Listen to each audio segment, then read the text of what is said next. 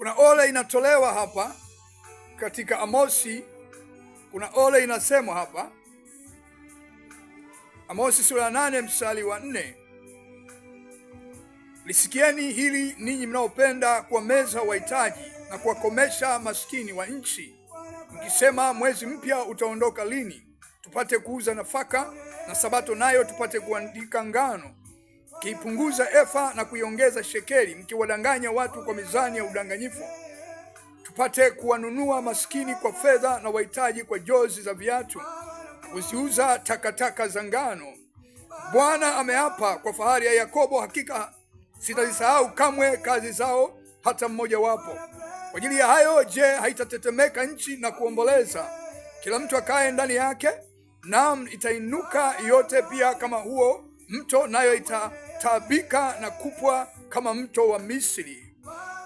Kama alivyosema, mwaka 2026 na kuendelea hapo katikati ni mwaka ambao Bwana anakwenda kushughulika na watu ambao wamedhulumu mshahara wa huyu mfanyakazi.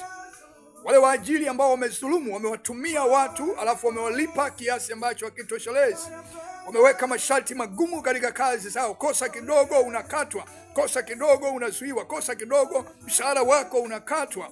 Huo unachokifanya ni dhuluma mbele za Mungu, na Mungu anakuonya kwamba wakati unadhani kwamba zile mali ni zako, haijalishi ulizipata kwa njia ya uchawi, uganga, maana shetani naye ni wa Mungu. Kwa hiyo Mungu anakwenda kukomesha hiyo biashara yako na kazi yako kama utabadili hiyo tabia ya dhuluma ulio nayo. Kama utabadili huo mwenendo wako, ni kuambia biashara yako inakwenda kufungwa na hutakuwa na biashara tena, utarudi katika maisha ya sifuri. Amini hiki ninachokuambia, maana Bwana ametaka usikie. Neno la Bwana ni uhai.